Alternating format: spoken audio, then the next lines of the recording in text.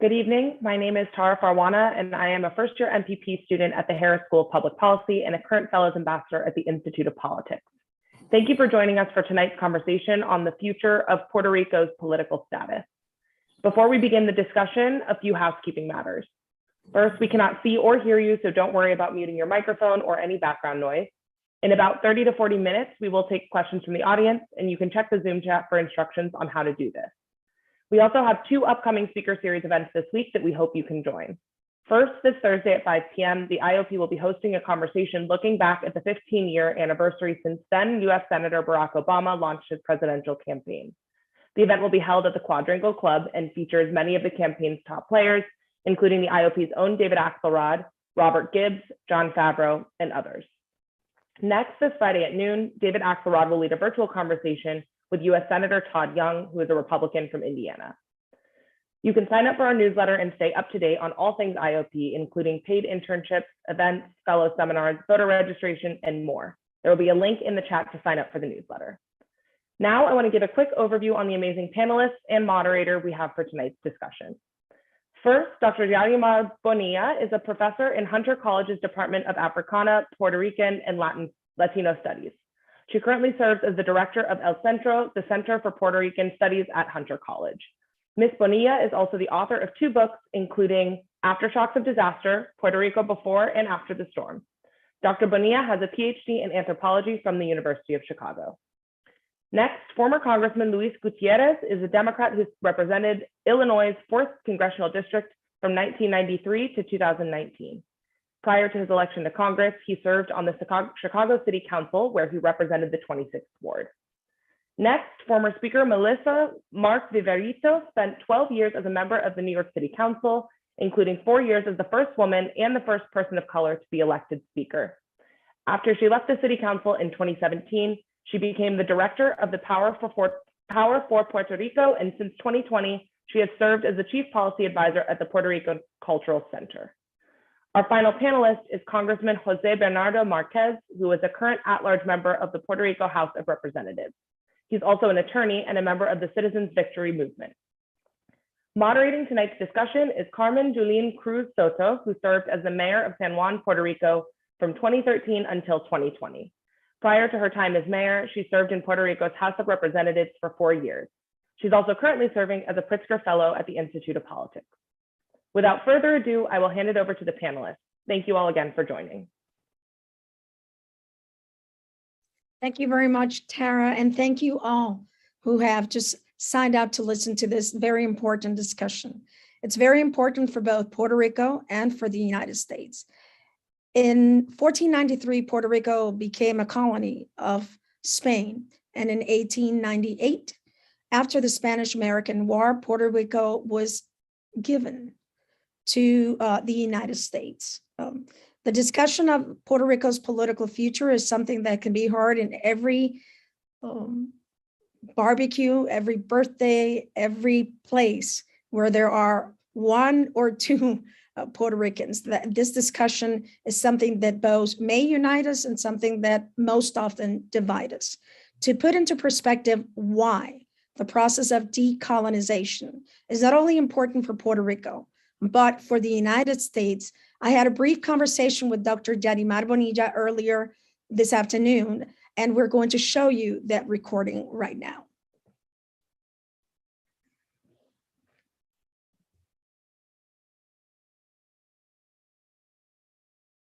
Nydia Bonilla, for purposes of fitting her into, or fitting us into her schedule, we pre-recorded this portion.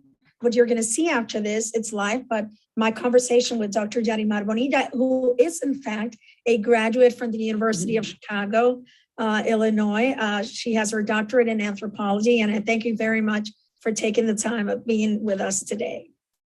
Thank you. It's my pleasure. Always happy to be back in Hyde Park, even if only virtually. One of the topics that we're going to touch on today, which is very important for Puerto Ricans, but I want you to put it in perspective why it is important for those that are not Puerto Rican, is what is the importance of having a process of decolonization? And how does this process of decolonization that is being discussed for Puerto Rico fits into other patterns or other processes that look maybe the same or different from what we are seeing nowadays? Well, I think, Hurricane Maria really cast the spotlight for a lot of people outside of Puerto Rico on Puerto Rico's relationship to the United States. I think before that, a lot of people didn't realize that the United States had colonies, had territories. And between that and the debt crisis and a series of Supreme Court cases that have occurred since then, Supreme Court opinions, it's become pretty clear, something that was not clear in the past, that was debatable in the past. I think now it's become pretty clear that Puerto Rico is indeed a colony, that it does not have self-determination, and that it does not have sovereignty. And so I think now that particular context has made it clear. And then also there's new interest within the United States to better understand the relationship to Puerto Rico. And we should note that it's not just Puerto Rico, right? It's also the US Virgin Islands, it's also Guam, Micronesia, that there's this whole series of places that are connected to the United States without being states. And so there's a real need to decolonize these places, but there's also a need to decolonize the United States and for the United States to understand itself as an empire and as really the United States and territories.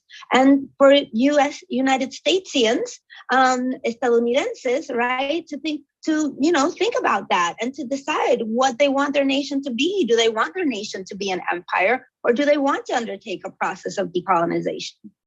And it's interesting that you mentioned Irma and Maria, the two hurricanes, because before that, as you mentioned, people mainly perhaps never knew where Puerto Rico even was.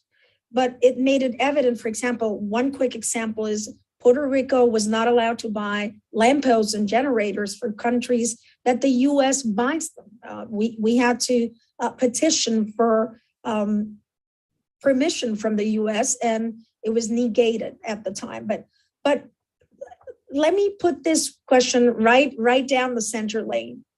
Why would you have a process of self-determination? What does that entail? What does a process of self-determination entail? Well, Yeah. I think that's a question that has not been answered.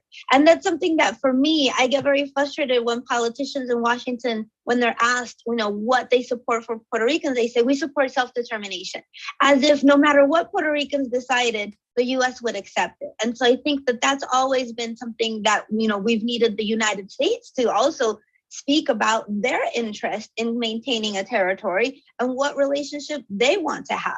From the part of Puerto Ricans, I think we need more space than what the traditional ballot box has allowed us to have. And we need to really break open what self-determination, sovereignty, and decolonization mean in this moment and in this place, because there really is no precedent. First of all, the United States does not have a long precedent of decolonization, unlike other nations like France and England that had clear processes and historical moments of decolonization. The United States has no real set forms for decolonizing because, in fact, it's not decolonized. And so we need to set those into motion and to define those. And so some people say Puerto Ricans should have, the same ability to be independent as the Philippines had in the 1940s. But Puerto Rico is not the Philippines, and we're not in the 1940s. So we need to realize, and discuss and decide together what it is that we want to need now. And I think that this particular moment, in the wake of Hurricane Maria, in the wake of the debt crisis, but also in the wake of the pandemic, which has really led many people to think about the United States as a federation and the role of state sovereignty in things such as mask mandates and vaccinations, et cetera. It's been a really interesting time, and it's a very unique time to think about the United States as a polity and what sovereignty means in the US sphere, And I think that perhaps now more than ever, Puerto Ricans are ready for this conversation and ready to think about what self-determination could look like for them. Do you think it makes a big difference in terms of, for example, Guam, Micronesia, Puerto Rico, and USVI, that some of those other places do not have the right to be citizens at their birth, which Puerto Ricans have had since 1917? Yes, and not everyone within the U.S. system of territories has a citizenship. There are folks who are U.S. nationals. There are folks who have, no access really to the same rights as U.S. citizens. And so there's a whole constellation of relationships to the United States. And we need to understand citizenship as something also that you don't just either have or not have, but that there's also degrees of citizenship. And so even as Puerto Ricans have citizenship, there are certain benefits that they don't have access to, such as SSI, that's been debated a lot, right? And even within the 50 states, a conversation that needs to be had in tandem with this is the incomplete process of the civil rights that has left a lot of minorities within the United States with also an incomplete set of rights and duties. So just as there is citizenship, there's also non-citizenship and citizenship denied. And so I personally think that the conversation about Puerto Rico's future can't be isolated and can't be had simply among Puerto Ricans within Puerto Rico. It has to be a larger conversation about the future of the United States itself.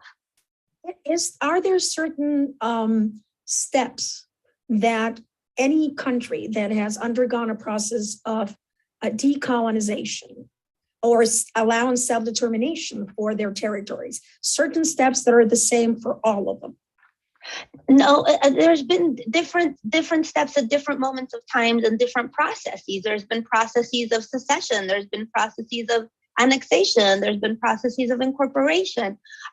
There's been contested independence. There's been wars, so there's all these different ways and coup d'etats, and I always remind my students there was a historical moment when you could take power with guns and be recognized, and that's not the moment we're in now. And so we need to decide, like, what are the ways of decolonizing now? How are they different? How would we be recognized as a political entity on the national stage and the international stage? This is something that's not only been recognized by you in Hunter College, but you just received a grant from the Mellon Foundation to study decolonization. I find that very interesting because in Puerto Rico, sometimes we are not very nice to each other when we even talk about a process of self-determination, where all voices are heard, which of course includes statehood, a commonwealth that is non-territorial, not within the territorial clause, free association and independence. But we tend to be at each other's throats because of that. And here you are getting a grant to study the process of decolonization. Can you tell us a little bit about that in the context of this conversation? Yeah, so precisely the larger project is called Bridging the Divides. And what it seeks to do is to bring Puerto Ricans together across geographic divides, across the diaspora and across the archipelago, to also bring Puerto Ricans together across linguistic divides, because sometimes, some of us are more English dominant and some of us are more Spanish dominant, and to try to tackle those ideological divides as well. And this is what I tell all my friends on all sides of the spectrum, folks who want to be independent, we have to come together as a nation.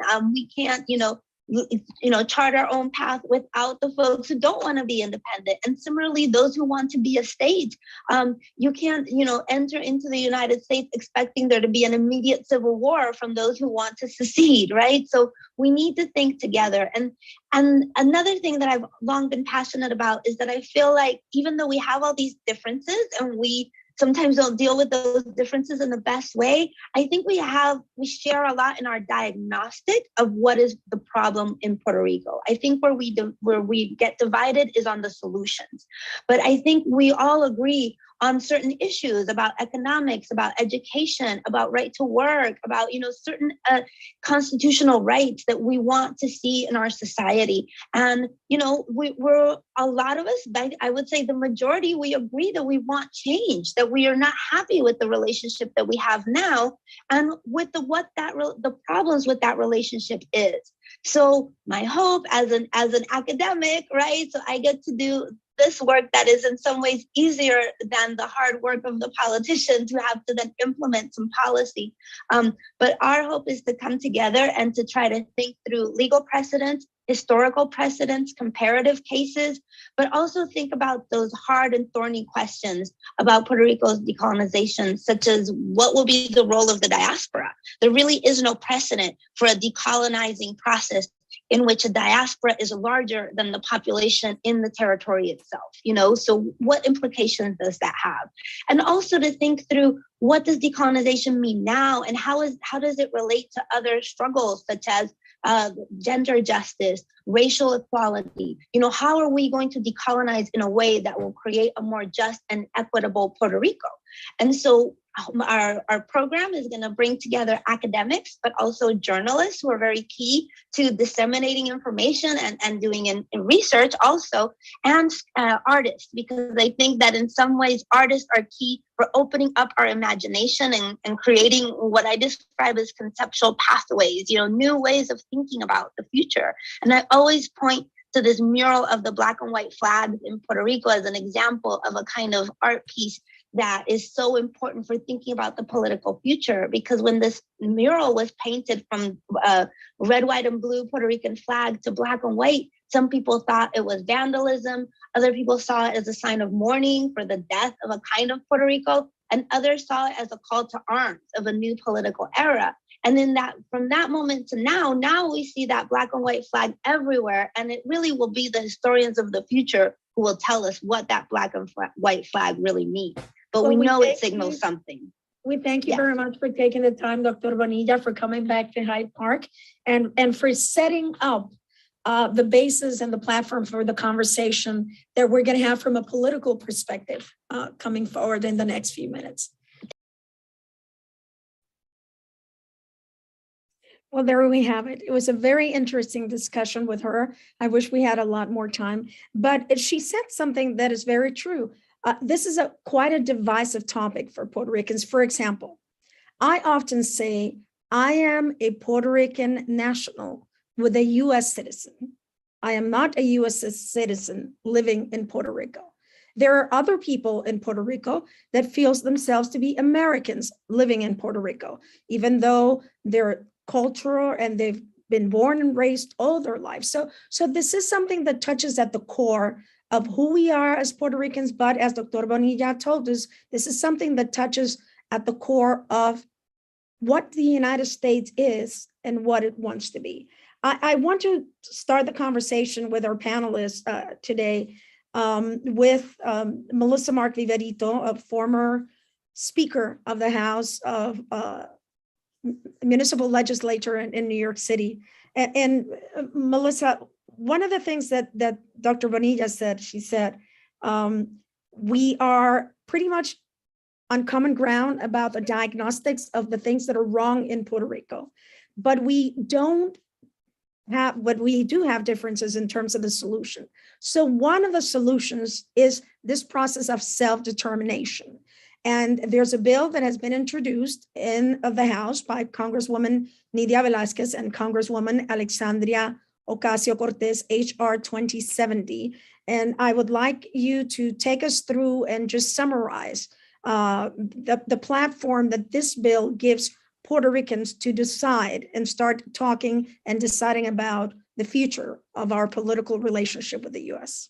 Well, thank you very much for inviting me to this panel, Yuling, and to have a conversation. I think the other thing, just from what I gathered, and it was fascinating, the conversation with Dr. Bonilla, that the reality that as Puerto Rico and Puerto Ricans, we really have not gone through an exhaustive process, right, of visualizing what does the self-realization, right, of decolonization look like? What the self-realization meaning us being able to decide for ourselves our future. Her Mellon grant is one way of creating a visual, right, conversation about what does that look like? What does decolonization look like? What does self-determination look like? And HR 2070 is a bill that attempts, right, to provide that framework of a process of self-determination for Puerto Rico, a conversation that we had not had exhaustively enough. So, I just have a couple of slides here to kind of really present the framework. And I start off with this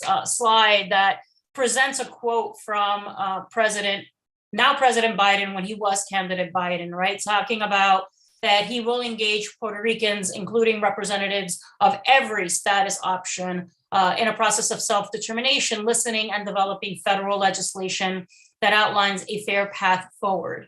So he talks about an inclusive process. He has expressed his own personal opinions of what he favors for the island, but those of us that advocate for a process are saying, well, it's not for any one person outside of Puerto Rico or outside of our community to express what their will is, right? It is about allowing Puerto Ricans to decide for themselves. He has expressed a personal interest in favoring one status option over others. So in talking about this, those of us that advocate for HR 2070, that advocate for self-determination are saying, well, President Biden, we want to hold you to your word, that the realization of what you have said verbally is the bill that is being sponsored by Nydia Velázquez and Alexandria Ocasio-Cortez. The next slide talks very quickly about HR 2070, which is called the Puerto Rico Self-Determination Act of 2021. It was introduced in March of 2021. So within the language of the bill, it talks about in its findings about how the United States has a legal duty to comply with Article 1 of the International Covenant on Civil and Political Rights, which establishes that all people have the right to self-determination, and by virtue of that right, that they freely determine their political status and freely pursue their economic, social, and cultural development. That's language out of that covenant.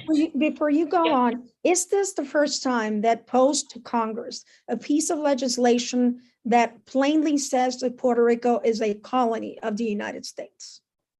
That I would have to defer. That's harder since I'm sure there's a lot of bills. Congressman Gutierrez having been in Congress, but I think that this is the furthest that we've gone in really delineating a more thoughtful process of what it could look like, right? So within the findings, the bill, this is what the bill states, right? That also the status convention that is called for in the bill would provide a deliberative, comprehensive, and uninterrupted space of dialogue that can define the future of Puerto Rico. You know, let's be clear, Puerto Rico between Spain and the United States has endured over 500 years of being a colony, right? And so deciding on the future of Puerto Rico, this is not like you're voting for the prom king and queen, right? This is about really being thoughtful and defining a process, defining the options, educating on what the implications of each of the outcomes are, and really being able to go into a plebiscite and into the voting booth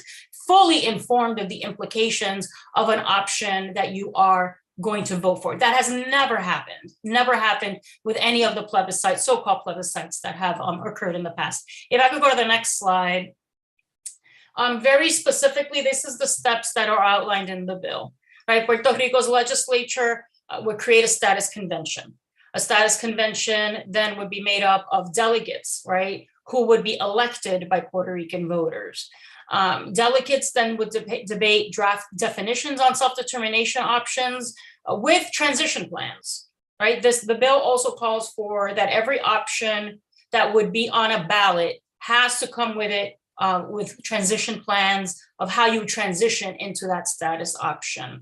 So be it for statehood, independence, free association, or any other option which is outside of the territorial clause of the US Constitution. And that is very clearly stated in the bill. The current status of Puerto Rico would not be and would not fall outside of the territorial clause. So according to the bill, it would not be one of those options that would be discussed and debated. And then these options will be presented to the Puerto Rican people via referendum. It also calls for what's being called in the bill a congressional bilateral negotiating commission, right? These are representatives from different federal agencies, from members of Congress, and that commission would be available for consultation with the status convention delegate, so that there's a conversation of, okay, for these different options, what does that look like, implications, et cetera. It also calls for assigning $5 million towards an educational campaign.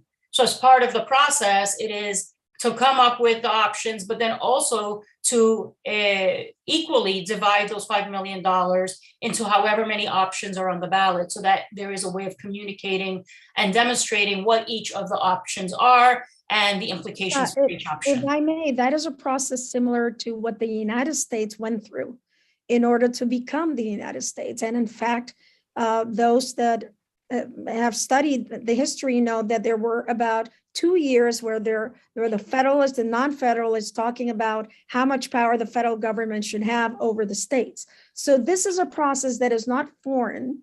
Of course, it's different, but it's not foreign to the process that the United States has gone through. Exactly. And so that's kind of like just the construct of it. And I think, again, to go back to what Professor Bonilla said, you know, the importance that we've never really gone through this process. And this is really something that's historic and we're very excited about. I'm excited about, and that's why I've been very much promoting and advocating that this bill be something that we have the ability to vote on in Congress and then to be able to move forward with the process in Puerto Rico. So I'll leave it there. I know we're going to get to questions later on. Thank you very much. I'm going to ask Congressman Jose Bernardo Marquez and former Congressman Luis Gutierrez to just turn on their video and join the conversation here. And Luis, I'm sure, will join us very soon. There you go. There you go. That's okay. I understand that. And I'm going to go with Congressman Jose Bernardo Marquez. Congressman Jose Bernardo Marquez is elected by a first-time political party called Movimiento Victoria Ciudadana. So that's why we translated it in English. It's a movement of citizen victory. It sounds a lot more coherent in Spanish than what the translation states. And Jose Bernardo Marquez is a fine and outstanding young public servant, one of those that puts his word where his mouth is. He's a man of his word. He says what he's going to do and he does what he's going to say. And one of the peculiar things for tonight is that Jose Bernardo is the proponent of statehood for Puerto Rico. And I say peculiar because in the civil discourse in Puerto Rico, it is sometimes very difficult for people of different contending status options to be able to speak. And we're example here that the civil discourse is possible when a process allows for this to happen. So Congressman, I'm going to turn it over to you. I know that you initially have some written remarks that you want to share with us to explain what some may understand as a dichotomy. Why, being a pro-statehood person, you support a process of self-determination and not another process. Thank you very much.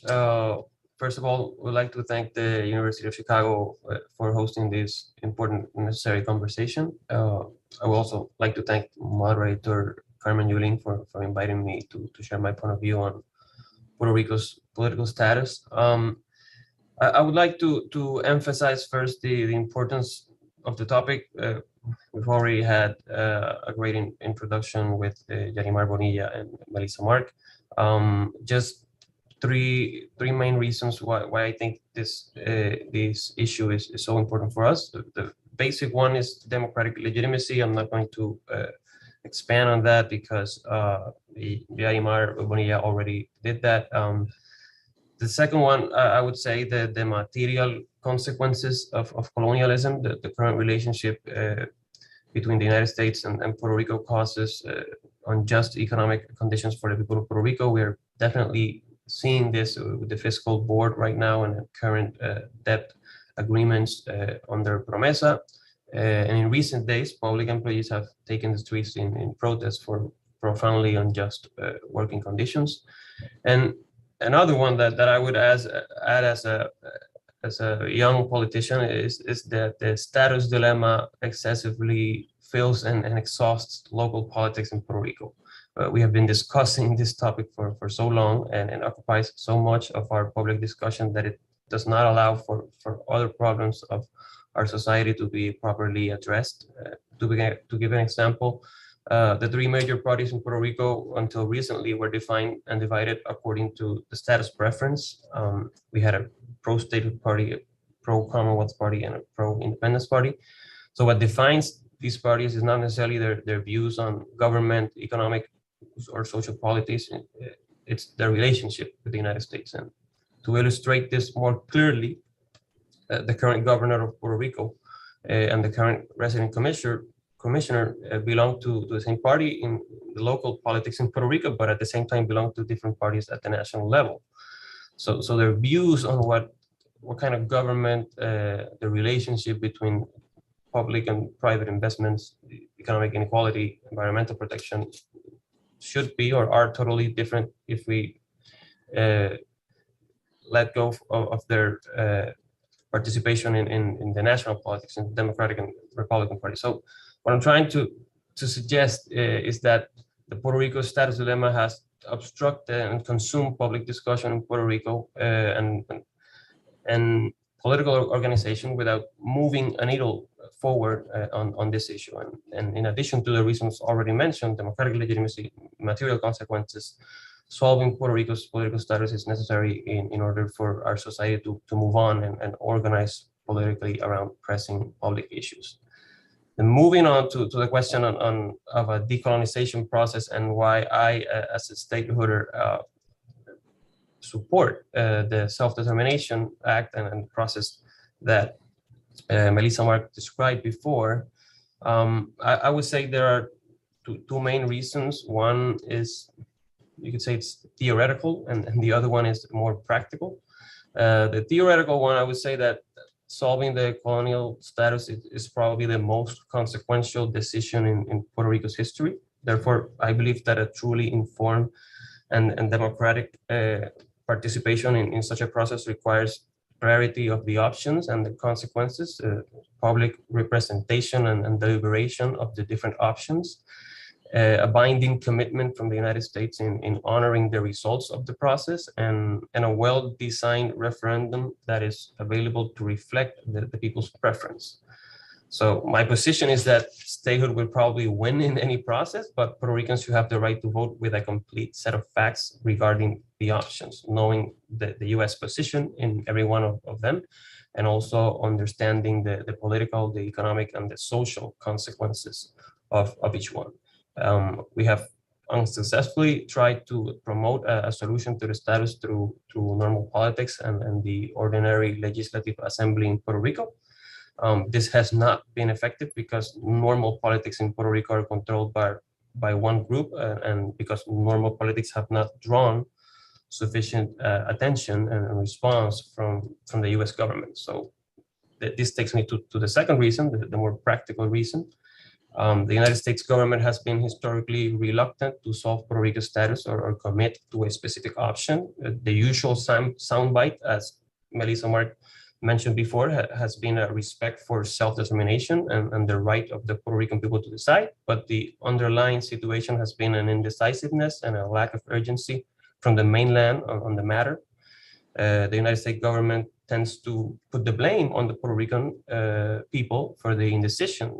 They have been asking for a clear result that may justify and motivate a response from the US government, but normal politics in Puerto Rico is never going to produce a clear position unless the US assumes a clear position. It takes two to tango.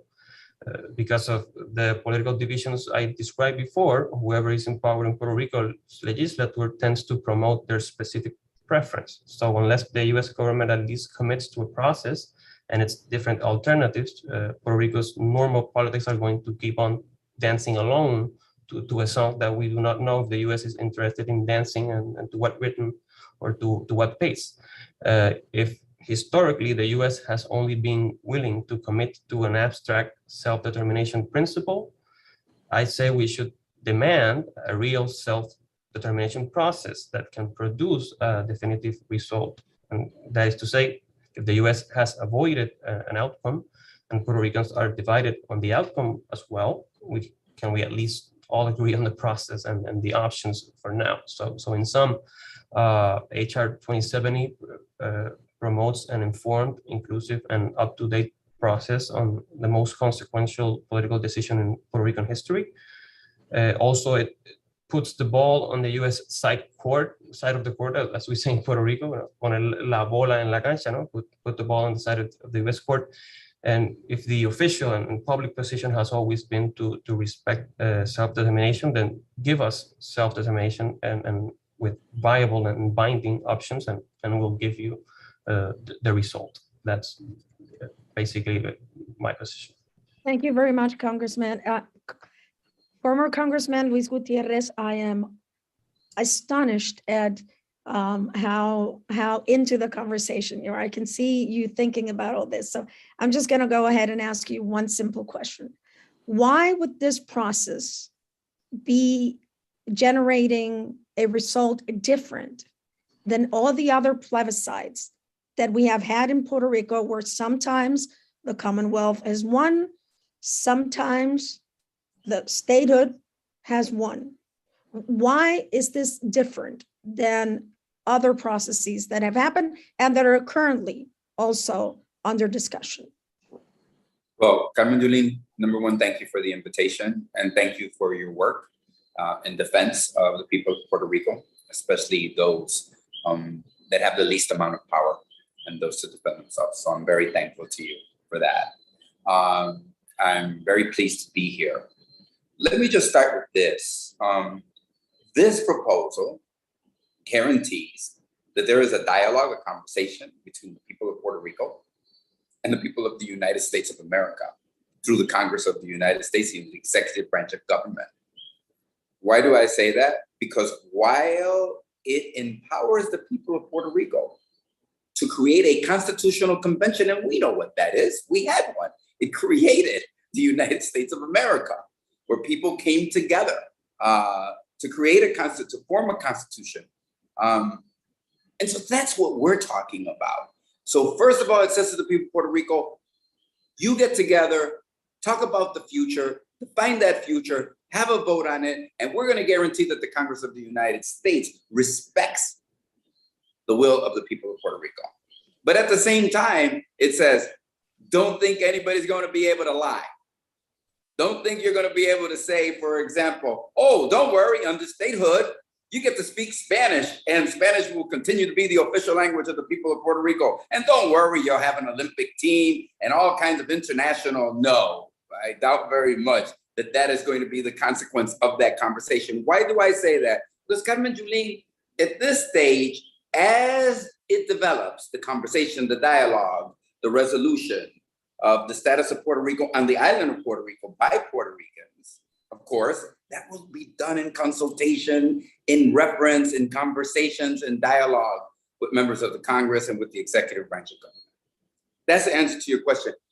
But I do want to spend one moment, because I think our audience deserves to understand one thing. Colonialism is a sin against humanity. A sin against humanity. It teaches the people, the Puerto Rican people, to hate itself. I remember, Carmen, that I hated myself.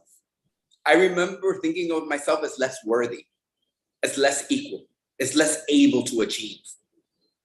It's hard to overcome colonialism, because colonialism dictates that those that are colonized are inferior.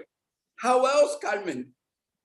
How else can they say, we will take your land, we will take your natural resources, and we will take your labor? Colonialism and racism are two pieces of the same pie.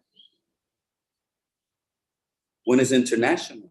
So if you're going to be anti-colonial, you're also anti-racist, because it teaches the people that they are not equal, Carmen.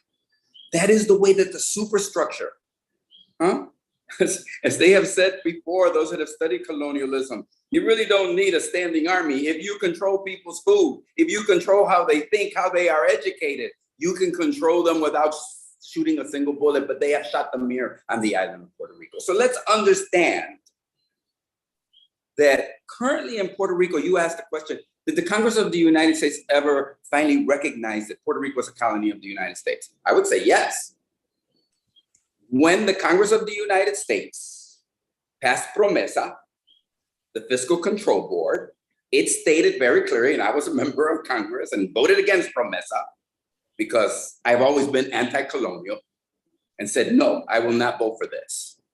What it did, Carmen, it said, the Congress of the United States can act unilaterally and usurp any of the local powers of the colonial regime in Puerto Rico, the legislative power, the executive power, the judicial power. It can circumvent that and impose a fiscal control board over the whole governance of the island of Puerto Rico. And you know what their rationale was, Carmen? They said we can control the future of Puerto Rico and its debt by imposing this fiscal control board because Puerto Rico is a colony under the Constitution of the United States. So that's the Congress said that. Sometimes, Carmen, I was astonished. I said to myself, wow, if my dad had said what Republicans and Democrats said in supporting Promesa in 1950 under the gag law, which was passed when the Popular Democratic Party assumed power on the island of Puerto Rico. If they had said that, they would have been jailed as subversives because they would have said Puerto Rico is a colony. So let's understand the colonial relationship between the United States and, you said, Carmen, and I think we all try to deal, Carmen, with this dilemma. I have always defined it as this. I was born a citizen of the United States of America, but my nationality is Puerto Rican. I will be Puerto Rican until the day I die. That is my nationality. Some people say, sounds like a contradiction, Congressman. You're a congressman of the United States of America and your nationality is Puerto Rico. It is not my contradiction. It is the contradiction of colonialism, which said to my mom and dad and to 1 million Puerto Ricans during the 1950s, lárgase, leave the island of Puerto Rico and go to the United States of America. And how were we welcomed in the United States of America? Did they put a big banner and say, welcome? We're so happy you've come with your cuisine and your art and your songs and your poetry. No, they greeted us with the same racism under the Jim Crow laws that affected the Black community in the United States community and all peoples of color in the United States community. So I want to say in ending, I am really happy I was born in 1953 to this extent, that I got to live in an America, right? And got to see it grow and got to see it develop and got to see it take. I'm so thankful to the Black men and women of the 1950s and the 1960s and the civil rights movement that finally allowed my mom and dad to live wherever they wanted to live, that allowed Roberto Clemente, our hero, right, on the baseball field and throughout the world, our hero, to be able to travel with the Pittsburgh Pirates on the same bus, live in the same housing, our heroes and all other Puerto Ricans. So I like to say, let's use this bill, right, as we fought against racism in the 50s and the 60s, to fight against colonialism today, because the colonialism in Puerto Rico is nothing more than an extension of that racism. I want to thank you for that impassionate, words. You almost made me cry, por poco me hace llorar, because one of the things that we can all agree on is that the Fiscal Control Board, look, you may or may not be in favor of who's in power in Puerto Rico, and you may say there's 32% of the people voted for Governor Pierluisi and the rest, but he's the governor of Puerto Rico. And if we love democracy, we have to let democracy take its course. What cannot happen is a fiscal control board of 7, not elected by the Puerto Rican people, to decide and be able to, which they have done, Congressman Gutierrez, they have said a piece of legislation that Congressman Jose Bernardo Marquez and all the legislature in Puerto Rico have passed, the Fiscal Control Board has gone to court to say, no, we don't want it. I mean, if that is not colonialism, I don't know what is. I'm going to go now to. If I could just comment, I just want to add that I think the difference is that this bill says all of the options to be discussed so that we end colonialism must be non-colonial and not under the territorial clause of the Constitution of the United States, non-territorial. So if there's a move anytime in the recent, coming forward, right, for people to say, oh, we're going to include the Estado Libre Asociado once again in this process, right, it will just destroy the bill. It will be much more of the same. We must end colonialism. We live colonialism today. And as you shared with us, Carmen, I remember what my colleague said. Oh, Puerto Rico needs help. We own Puerto Rico.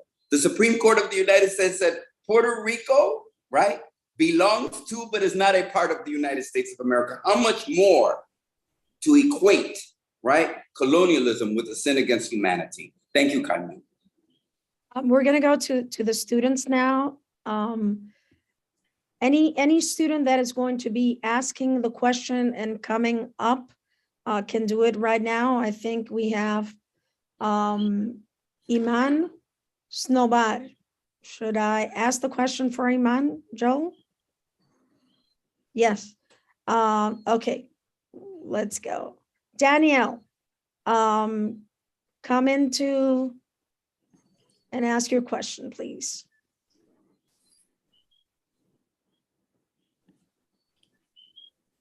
Danielle says that she would love to answer live. Let me see if I can do this. Well, you know, Oh, Iman is first. Iman is first. it's live. Okay, Iman, let me go over here.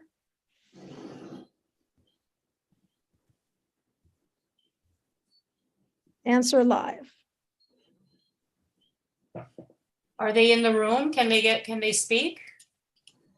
Joel, I need a little help from you here so that Iman and the other students that want to can ask their question personally. Okay, let me, there's Iman. Thank you so much for being here, Iman. Go ahead, unmute yourself. There you go. Hello, my name is Iman or Iman. Soy mitad puertorriqueña, boricua. Ah, qué bueno, boricua, muy bien. See, you know, the identity is always there. But my question, I'm from the University of Chicago, the college. I'm class of 2025. And the question I wanted to ask, with the implementation of Act 60 and various other tax evasion laws, how will this play into Puerto Rico's political status when native Puerto Ricans are being forcefully removed from the island due to the lessened affordability from gentrification, while tax evaders from the state continually move in? Why don't we let Congressman Jose Bernardo begin, and then former Speaker Melissa Mark Viverito. Iman wants to know how Act 60 is affecting Puerto Rico and causing massive gentrification. Well, yeah, I mean, it's a very important question, and I appreciate it. It's a discussion ongoing here in Puerto Rico that I think it's combining different issues. One is definitely gentrification and all these tax benefits that investors have here in Puerto Rico, but also a lot of years that have gone by without development of affordable housing, a lack of legislation precisely that supports accessibility. And I think that many factors have been summed up in this situation now, austerity politics from the fiscal board that we have been discussing. The inability of the local legislature to approve economic legislation because the fiscal board overrides those policies because they say it has fiscal implications. So I think a lot of factors have combined in order to make housing a very difficult situation, and right now it's a discussion that we're having, and that precisely requires collaboration from the different delegations here in the Puerto Rican legislature. So I recognize that is a present problem, and that is related also to colonialism, as Congressman Gutierrez mentioned, because all of the amazing and ridiculous powers that the fiscal board has, and that obstructs the ability of the Puerto Rico legislature to promote accessibility in Puerto Rico. Before Melissa gives us her opinion, let me just explain. Act 60 We're not talking about what we used to have, Section 936, that created jobs. We're talking about billionaires and millionaires that can move from the United States into Puerto Rico and not pay taxes. Zero taxes at all. So they don't have to create jobs. They don't have to take care of the environment. They just simply move in there, and they can evade paying taxes in the US and evade paying taxes in Puerto Rico. Those distinctions are not available to Puerto Rican, not very many millionaires and billionaires, but not to Puerto Rican locals. It's not available. And just to give you one data point, Puerto Rico gives out in incentives to corporations and individuals $20,000 million a year. The budget of Puerto Rico is around 9,000 million. So we give in a year in tax breaks twice what our budget is set. Melissa, if you want to chime in here. I mean, look, Act 60, which is made up of these two bills, and I think a lot of the focus right now is on Ley 22, which is about the individuals. It is an abomination, to be honest. It really is facilitating the displacement of individuals, right? And it is a money laundering scheme. It is tax evasion, but it is money laundering. Why do I say that? Because in order for them to comply and get the tax breaks that it elicits, they will go and buy a bunch of real estate, right? Flip it, make money, and that profit, they don't have to pay a damn dime on it, right? So it really is aggressive in terms of encouraging and facilitating, right, the displacement of folks, because you have a great journalist, Bianca Graulao, which I really would exhort people to pay attention to. She really is able to very in an eloquent way, very short way, these complex issues, really put it in a way where people could understand. But at the end of the day, it is tax evasion, right? So they come to Puerto Rico, they move, they have to claim residency, and then they are able to not pay any taxes locally, basically. And so at the end of the day, in Puerto Rico, where we're seriously economically challenged as it is, individuals, we again are bearing the brunt, right, of having to pick up the cost for the infrastructure and any other necessities and basic necessities and services that it implies. The other thing is that there's very little accountability in terms of figuring out whether or not these individuals are actually complying. They're not creating jobs, which is something that is demanded in the legislation. There is no accountability to whether or not they really are residing in Puerto Rico. And I think it's intentionally done that way to not really hold them accountable. We have a Brock Pierce, which is the calendar and poster boy, right, for the crypto bros that are moving to Puerto Rico, who is claiming, right, the benefits of La Ley 22 and tax evasion, in essence. But at the same time, he now just recently announced that he's running for the US Senate in Vermont. So explain to me how both those things happen. Great research institutions in Puerto Rico, like el Centro de Periodismo Investigativo, the Center for Investigative Journalism in Puerto Rico, has looked at Ley 22, has looked at the records that they have accessible to them, whether or not it's benefiting Puerto Rico in the way that the others, that support these laws are claiming it does. And they're demonstrating that, no, there's really been minimal benefit from these laws. So it is a way of displacing folks. It is tax evasion. I consider it to be sorts of money laundering, as people have indicated. And it really is hurtful to Puerto Rico. And what we see happening is, in essence, a repetition of the challenges and the struggles that we saw with Hawaii, right? And the displacement that happened there, the shift in populations to basically enact legislation and policies that were beneficial to the United States, and then to facilitate and create a pathway for US statehood with minimal resistance. And there seems to be real parallels, right, to what happened in Hawaii with what we see now happening in Puerto Rico as well. So that's important. I just want to make one thing. I don't want the representative to feel uncomfortable. And I think that there is a real distinction that I make when I speak about individuals like him who support statehood, but also the institution, right, of the party that he is not a part of, that he chose to be a participant of another party, the institution of the statehood party in Puerto Rico, which is very reactionary, very conservative. It is very Republican, although it wants to claim otherwise, and that in essence is not really putting forth proposals and policies that are helpful, right, to the Puerto Rican people and that are investing locally, as opposed to bringing in people from the outside that have no relationship to the island to try to, to save the day in their view. So I'll leave it there, but definitely it's a very hurtful policy. Thank you very much, Iman. Thank you, Melissa and Congressman Bernardo. We're gonna go now to Noeli Diaz. And Noeli, I'm gonna ask you to please pose your question and ask Congressman Jose Bernardo and former Congressman Luis Gutierrez to answer. Great, thank you so much. I'm a master's student with the Committee on International Relations, and thank you, our panelists, for being here.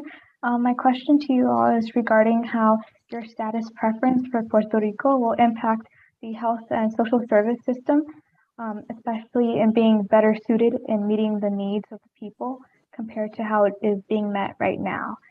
For example, Puerto Rico had high rates of chronic disease even before the impact of the hurricanes.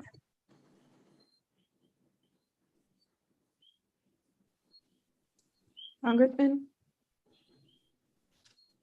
Well, the most basic answer I would give is representation in all the legislation that is considered in the federal government, and also in the policies that are advanced through the presidency. You could see all the Biden-Harris plan has a lot of policies that are beneficial for the nation as a whole, and it includes a chapter on Puerto Rico. But in what regards to Puerto Rico, we're not seeing that much compliance with that program. So as long as Puerto Ricans can have representation in the US Congress and presidency, we are going to be able to demand compliance with political platforms. In social and economic rights, Puerto Rico is discriminated in a lot of federal programs, educational, health programs, relief, as happened recently with the hurricanes and the emergencies. We receive different amounts of relief as would receive other territories or states, and asking for equal treatment, as Congressman Gutierrez mentioned, is also a demand that colonialism is obstructing in present relationships. So I think those two basic aspects, representation and equality in whatever is being considered and approved in the federal legislation, is basically a way to improve the economic and social conditions of Puerto Rico. In present times, we also have the issue of the board, which is even local powers, things that we can do from Puerto Rico are being obstructed, are being second guessed by the board. And if we don't resolve that, we're not only being discriminated and treated differently at the federal level, we're having a lot of issues in deciding local policy. And so in the example that was being discussed in housing, even though I recognize that Act 60, it's a bad economic strategy and a very unjust scheme, the real problem for the residents of Puerto Rico is our inability to invest and to promote and to approve legislation for accessible housing. And the situation, what illustrates is the inequality of the system as a whole, but it's not directly the issue of unaffordable housing. It's the inability of the government of Puerto Rico to promote policies that promote accessibility and equality for the people of Puerto Rico. So that would be, a broad answer to the question. Congressman Gutierrez, I want to focus Noelin's question to a topic that you spent a lot of time dealing with while you were in Congress, and parity of Medicare and Medicaid in Puerto Rico. And maybe just explain it very briefly. What are the discrepancies? Because we pay the same thing. And then just focus your answer on that so that Noeli can have a particular example of what you're talking about.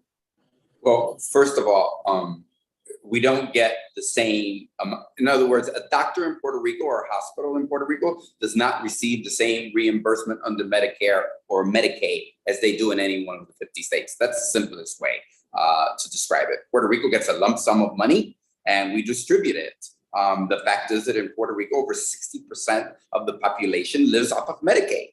So what does that mean? That means basically they live on welfare, because that is Medicaid in any of the other states. Because that is what colonialism has brought us. It has brought us the destruction of our own natural resources and supplanted it with dependency. And so that's why that happens. But moreover, I think I like the young lady's question for this reason, because it brings me back to the last elections and Bad Bunny when he came to Puerto Rico. And they said, Bad Bunny, why are you registering to vote? And he says, I'm registering to vote so I can vote in November. Which party are you going to vote for? And his answer was very succinct, and I didn't get it at the very beginning. He said, I came here to make sure we end bipartisanship. Now, in the United States of America, everybody cheers bipartisanship. Everybody wishes and prays for bipartisanship. That is the relationship between the Republicans and Democrats and them being able to get along. But what Bad Bunny said was we need to end bipartisanship because the Popular Democratic Party and the New Progressive Party have shared the power of the colonial government over the last 60 years in Puerto Rico. And they are both, right, responsible for supporting Act 60, right? They both support it. They both supported imposing a sales tax, but in Carmen and Puerto Rico, we put sales tax right on steroids. We make sure that sales tax is not only on a product that you buy, but also on services that you may achieve, which really is so detrimental because it's such a regressive tax. So when you look at these two parties, I think that he was onto something. So as our fight to bring this together under this bill, it says meet together, but it must be non-colonial, and it cannot be under the territorial clause of the United States.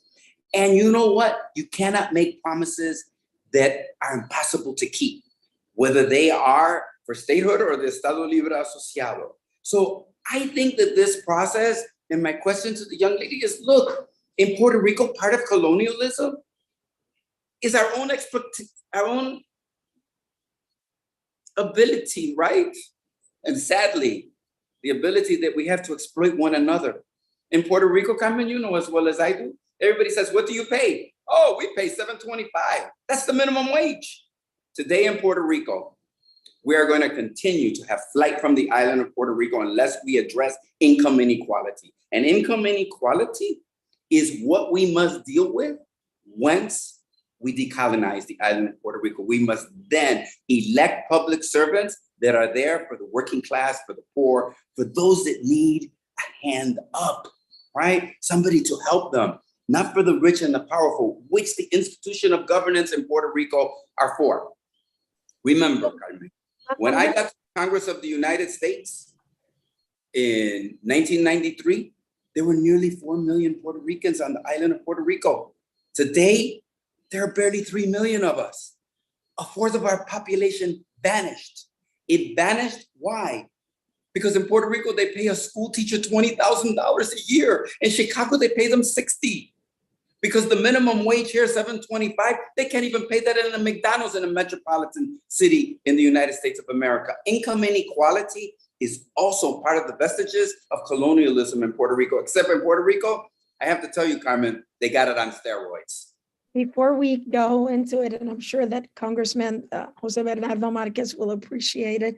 Jose Bernardo, the legislature passed a piece of legislation that raised minimum wage in Puerto Rico, not to the standards that it should be, but it's $8.25 now as of January. $8.50 as of January 2022. Okay, so they'll be a little less hungry. A little less. When I was They'll mayor, still be very hungry. when I was, well, I just don't want anyone after And they'll the still fact, be very poor. yeah, after the fact to say, oh my God, Luis Gutierrez said the wrong thing. We go to the next question. Thank you so much, Noeli. By Stephanie Zapata. Stephanie, you're on.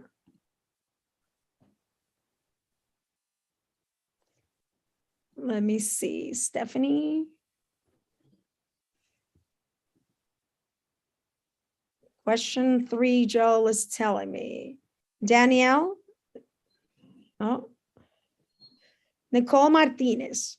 Let's see if Nicole Martinez can come live. There's Nicole. Hi, Nicole. Oh, hi. Hey, how are you? Can you hear me? Very well. Okay, great. My name is Nicole. At 21 for Roberto Clemente? At 21? You have a 21 in your face, is it? Oh, yeah. I was going to say that's for Roberto Clemente. I got to wear the mask today. I forgot about that. Oh, good. But it's nice to meet you. My name is Nicole Martinez. I am a first-year MPP student. So I study public policy and I mostly focus on economics. And I focus on economics because I want to work on decolonization, because the most modern form of colonization is through economic incentives. But the problem that I have been finding while moving into the United States, I've been forced out because of hurricane and the economic issues that Luis just talked about, is that I find that the response from many people have been, who cares? Even though there is a colony going on, and even though that they are aware of the unfairness and the amount of money that Puerto Rico gives to the US and the very little that we get back, the response has always been rather neutral or not really any kind of push towards resolve that.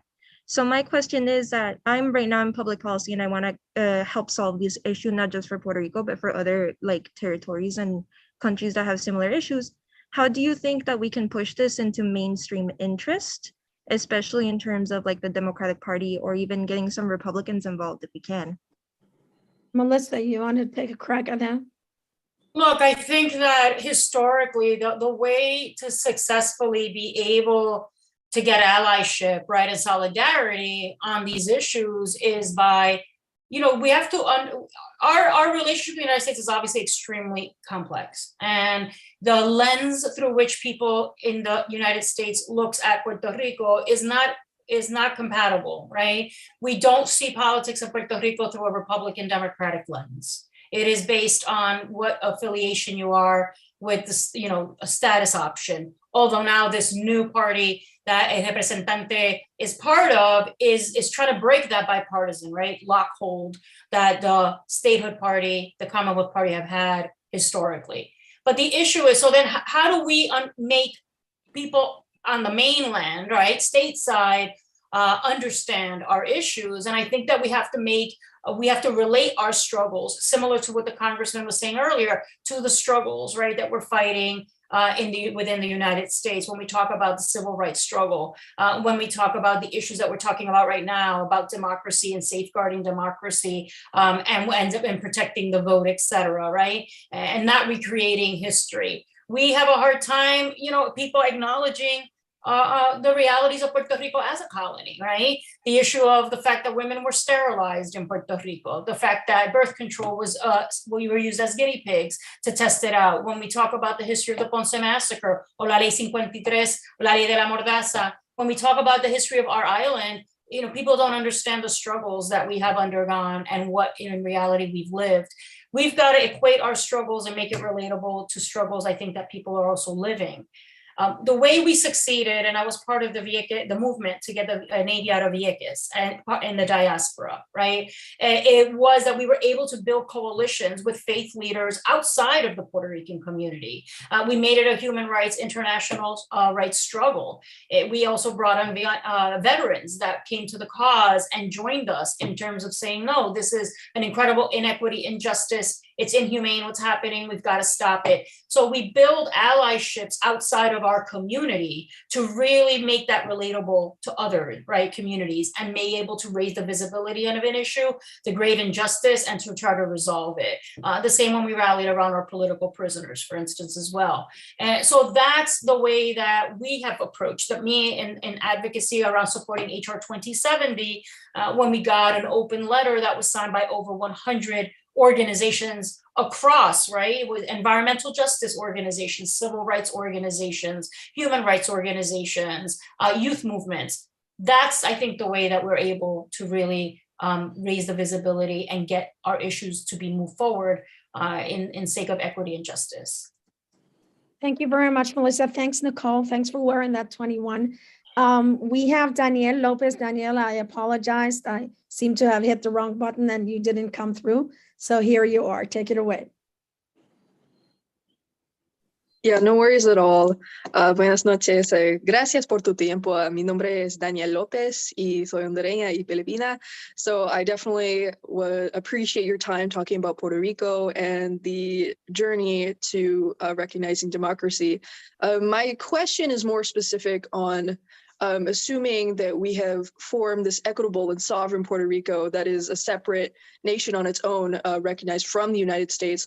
I was more interested on your speculations on the relationship between the United States and Puerto Rico as a result of this recognized independence, as well as what do you think would be necessary to ensure the powers within the Puerto Rican people as opposed to a large influence of United States culture and power, because I feel as though in Honduras, where I'm from, there is this still toxic relationship between Honduras and the United States. So I'd like to hear about your speculations on this political relationship. Let me ask Congressman Luis Gutierrez to answer that question. And I want to emphasize that even though we are talking about a process, we're just, answering the question directly from Daniel Lopez. We are all invested in making sure that there's a process where all voices are heard. And of course, we probably are going to each one support a different option for Puerto Rico. But briefly, because we are trying to take one more our last question, Congressman Gutierrez. Yeah, great question. I just want to say to her, I agree with you. I hope that's the solution of the Constitutional Assembly, independence for Puerto Rico. That is what we should be, a free sovereign state. Now, I also want to clarify, Carmen, that not all statehooders, right, are in the statehood party. But the statehood party is the party that is in control of Puerto Rico. And the Popular Democratic Party is in charge of the legislature. And together, they aren't making very great changes for social justice in Puerto Rico, as I can see. And I have been here now for the better part of nearly 3 years. So I want to make that clear. And I think it's an exciting time because we have a young man, Jose Bernardo, that belongs to a party that is not either the Popular Democratic Party or the statehood party. He is a reflection, right, of new ideas and new tendencies in Puerto Rico, a la Bad Bunny, ending bipartisanship in Puerto Rico, because between the Puerto Rican Independence Party, the party he belongs to, and other parties, they actually received, right, more votes than the governor won, if you take all of the independent parties, and I think that's a good strategy. Now, to her question, how are we going to see it? I'm going to tell you how I introduced the bill in Congress because the statehood party, no relationship to Raul Bernardo, who's a statehooder but not a member of the statehood party, introduced statehood only under Jennifer Gonzalez. So I introduced the bill. They gave two other options. One was independence, and one was an association, right? A free independent association between. And what did it say? In either one of these, you can have sovereignty. What it said, Carmen, was this, that you can have independence, but you can also have a treaty of friendship, solidarity between the people of Puerto Rico and the people of the United States of America, where you have common currency, right? And you might even be able to share a duality of citizenship. There's no reason we cannot do that, right? So, but that's for the Constitutional Convention. But in the end, the sovereign rights of the people of Puerto Rico about who gets to enter this country and who leaves and who gets a tax break and who doesn't get a tax break and how we invite people to come here. And Carmen, you remember, we couldn't get any help from the federal government under Trump. And you cried out for the people of Puerto Rico and demanded justice for us, Carmen. But you couldn't go to the international community and say, come and help us, right? So they called and wanted to help. I know they called, they wanted to help you, and it would have been beautiful to do it, but you couldn't do it. That's why we need to end this colonial status of Puerto Rico so that we can have those kinds of power here. Now, if statehood is the option that wins, that's one option, but it will be very clear. And I just want to say one thing about statehood. Puerto Rico has half the per capita income of the state of Mississippi. That is the poorest state of the union. And they get all the Medicaid, all the food stamps, all the Medicaid, all of the provisions of the federal government. In the end, statehooders, independentistas, and those who want to create a relationship with the United States outside of the territorial clause, an anti-colonial relationship going forward, must create jobs, must create economic development in the people of Puerto Rico, must return. And I promise to end with this, Carmen, my grandpa, God bless him, he died in the 30s. He had his own farm. On that farm, in his 20 acres, he had enough land to feed himself, right? With meat, right? With vegetables, with food. He was a school teacher. He went to college. I'm so proud of him. And I was really proud of one thing. Nobody in my family, and I know this is part of the colonial reality we live, Carmen, nobody in my family told me he was Black. Nobody told me that. They told me how proud they were about how he went to school and how he owned land and how self-sufficient he was, but they never told me that. You don't know the joy that I felt when I learned that about my grandpa, that in spite of all of the racism and prejudice that exists among ourselves, right? All that he was able to do. I want that for the future of Puerto Rico. Self-reliance, the self-same reliance that was stolen from my grandfather and a whole generations of Puerto Ricans. I want to end with a question from Attorney Jan Sussler, and cards over the table. Attorney Jan Sussler, we don't control who comes into the chat. That is controlled by the people from the University of Chicago, but Congressman Gutierrez, Speaker Melissa Mark-Viverito, and myself are very good friends with Attorney Sussler. She is from Chicago, and she was the attorney of almost all, if not all, of the political prisoners that were tried and went to prison here in the United States. So I want to read her question because I think it's a question that deserves to be answered from all the thoughts. What will be there? It says Law 2022 residents, non-Puerto Ricans. What will be their ability to participate in a self-determination process? So the question is for Law 2022, what will non-residents of Puerto Rico or non-Puerto Rican? On the other hand, I'm going to ask also, what would be the participation of the diaspora? Do we see the diaspora voting? Do we see them participating in some sense? And I'm going to begin, and I'm going to ask you to be brief. Begin with Melissa, then Luis, then Jose Bernardo. Well, the way the legislation is written, right, it basically is just saying Congress is authorizing the conversation to then subsequently go to Puerto Rico, right? So that Puerto Rico, in terms of the legislature, can then define what that process would look like and who is involved. Obviously, you know, there's a lot of conversation about whether or not the diaspora would be involved, and many opinions about that as well. But, you know, so that's in terms of the process, and it would have to be delineated within the way it's written if it were passed and adopted by the local legislature. Now, the issue of Ley 22, obviously part of the Ley 22 is that you have to establish residency majority of your time in Puerto Rico in a given year. So that would mean, I would assume, right, that then you can register to vote and then be involved in the local electoral process, which obviously is what raises also a lot of concerns for folks that at the end of the day, there really is no interest in the well-being of Puerto Rico. It is just an extraction mentality, right? We reside here, don't want to pay taxes over there, don't want to pay taxes over here. We take what we can, we displace folks. So no relationship. And so for them to then, the beneficiaries that then be making the decisions, running for office, deciding who's going to make the policies, contributing, right? They're obviously contributing greatly to some of the candidates of different parties for obviously an interest. And that there's concerns there. And so at the end of the day, I think the representative could probably speak more clearly about that, but that's the way I believe the way the process would be as of right now for those La Ley 22, the beneficiaries of that law. Luis? Yeah, Carmen, first of all, so Ley 20, Ley 60, Ley 2023 has different, I keep hearing different numbers attached to it. We all know what that means. You come to Puerto Rico and you don't pay taxes, right? Exactly. While school teachers, while people don't get their pensions, right?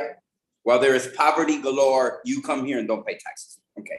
Well, first of all, Ley 2023 or whatever the number it is incompatible with statehood. What do I mean? I mean that we have a uniform code of taxation. You can't have it in the other 50 states. Imagine, Carmen, then all 51 states could say to the wealthy and the rich, you don't have to pay taxes. So that ends there. I can't say independentistas are those who are fomenting, continuing that program. That's number one. Who's going to vote? I think who's going to vote is going to be decided, right, by this constitutional convention of people about who's going to vote. Here would be my urging on behalf of the members of the Congress of the United States, and that is to let people vote who do not at that moment currently reside on the island of Puerto Rico. Why do I say that? Carmen, look where you're at today, right? Look where I'm going to be at tomorrow. One day we can be in Puerto Rico, the next day because of some hardship, we can be in Orlando, we can be in Chicago, we can be in Connecticut. We are all over the United States.